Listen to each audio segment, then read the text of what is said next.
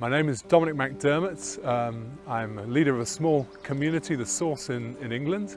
I just want to share with you about how I came to know the boss, God. So when I was 30 years old, I was an atheist, didn't believe in anything, but I studied philosophy and physics.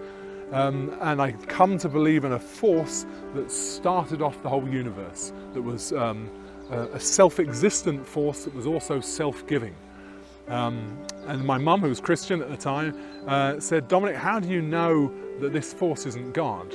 And I made some dismissive remark about the size of the universe, but she said, what proof have you got that this force isn't God? And I thought you were going to live your life only by proof, which is something I told her at 15. And she was right, I wanted to live by proof, so I thought, right, I'll get some proof. I was working as a software engineer, and when there was nobody else in the room, I said, source of all things, if you're a person, like my mum thinks, crazy that sounds, show me. And if you show me in a way that will totally convince me, I'll give my life to you. I'll do anything you want. I'll wear orange robes, I'll shave my head off, I'll chant in the street, whatever you want. Crazy things that religious people do. And I thought, how would I do this? I need to take this seriously. I'll put aside a week or so, a week. And I'll ask the question over a week. I thought I could sit underneath a tree on a mountain somewhere. Buddha did that, that worked for him. The only mountains I knew were Wales. I didn't really like sitting out in Wales. It was too cold and it was full of sheep. So I thought, what can I do? And at that point, somebody I'd been at university with rang me up and said, do you fancy coming on a university reunion? And I said, that sounds great. When is this? And she told me a whole week. And I said, but that's a couple of weeks away and it's a whole week you've given me. And she said, yeah, it's a walk, a pub crawl, pub lunchtime, pub evening, lots of singing, lots of walking. And I said, well, where would we stay? And she said, well, at church halls. It's all arranged. We've got church halls to sleep in. I said, church halls? They won't let us sleep in their place. Why would they do that? And she said, well, it's a kind of pilgrimage. I said, sorry, I missed that word. It was on the phone. I said, can you say it again? She said, well, it's a pilgrimage. I said, a pilgrimage? I'm an atheist. I don't go on pilgrimages. And she said, well, we've checked, we've asked. They say it's fine to have an atheist. You don't have to do anything religious. Okay, I thought that's a coincidence, but yeah, I was looking for a week out, I'll come.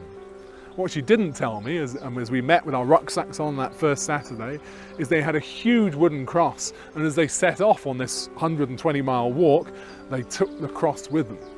Very embarrassing for an atheist, walking along with people with a big wooden cross, 3-meter tall cross. Anyway, every day we went through the process of walking. I didn't do any religious stuff, but just walked with them and sang, and I said my prayer, which was, if you're there, let me know, and didn't get any response. And on the third day out, the Wednesday afternoon, the wind was blowing the rain horizontally across the road. I was getting soaked, I'm getting cold, I'm getting fed up, and they say, right, now we have half an hour silent prayer as we walk, and my only prayer was, if you're there, let me know. So I said that. I now have 29 minutes and 30 plus seconds. So I think, I'll say it again. I said it again, and third time I think, well, I've got to say something different. So if you're there, let me know. If you're there, let me know. Walking along still, if you're there, let me know. And I think I'm going crazy here. It's this mixing with these Christians. There's no God, nothing's happening. I'm going to go home. The next time we get to a pub, I'm ringing a taxi. I could be on a beach somewhere. I'm going to use the rest of my holiday somewhere warm. Anyway, almost as soon as I'd finished the thought, I walked into what felt like a wall of warm air. You go into a nice shop somewhere on a cold day and there's a blur above the door and it's warmth instantly. That's what it was. I could still see the rain blowing across the road, and I was looking around at these guys walking with me. They didn't seem to notice. I was trying to come up with some kind of excuse of why the warm air wouldn't get blown away. Maybe there's some kind of vortex or some crazy stuff. But it was getting warmer. And then after a while, not just warmth, but feeling like I was being wrapped in a blanket. And a memory came back into my mind I hadn't realized I had. That when I was about 2 years old, tiny, my mum had bathed us in the kitchen sink. I don't know why. Bathed my brothers and myself in a kitchen sink and had warmed a towel in front of the open fire. And as I was bathed and stood up, she wrapped me in this lovely warm towel and lifted me down. And the experience was that feeling of being held and clean and warm and loved. Wow. And I'm thinking, I was going to say something to the guy next to me, don't you feel this feeling? Because it was so strong, but before I could open my mouth, there's now somebody in my head looking at me. I knew who it was. This was Jesus. And he looked at me without any words at all, but his look said, I love you. And it was so clear, it was so strong, I was amazed. I thought, well, he'll disappear in a moment. This is just some momentary craziness. Didn't disappear. He carried on looking at me in love. And then something I'd done the week before came, a memory came into my mind. I thought, well, if he's inside my mind, he can see this memory same as I can see the memory. And I didn't want to be looking at the memory now, but he looked at me and he looked at the memory and he loved me just the same. Then something else from a couple of weeks came up, something sexual, something I really didn't want to be thinking about. He looked at it, looked at me, loved me the same. And this went on, memory after memory after memory. Stuff I'd done, things I was ashamed of. They came up, he looked at them, looked at me, loved me. And I began to realize that his love for me didn't depend on not knowing about me. He knew me intimately. In fact, I realized, I don't know how I knew it, that he'd always been there. He'd been with me while all these things were going on and loved me in spite of them. Well, hours passed as we walked along the road and he stayed with me until we got to the church where we were staying. We were going to little prayer before we stayed in the church hall next door. And they must have gone in there, the group with me, and in the light and the sun, and said their prayer and then gone into the hall, you know, just down the road. And they left me there, just sitting there. Don't know what I was doing, just sitting in his love. And the love faded enough for me to begin to look round the church, or try and look round the church. It's pitch black inside this church. They didn't bother putting lights on, the sun has gone down, and it took me half an hour of groping around in the church to find my way out and get into the outside air. And I could hear them all laughing and joking in the hall just down the road, and I thought, I'll go and join them. And then I realized I had a big, stupid, doped up grin on my face.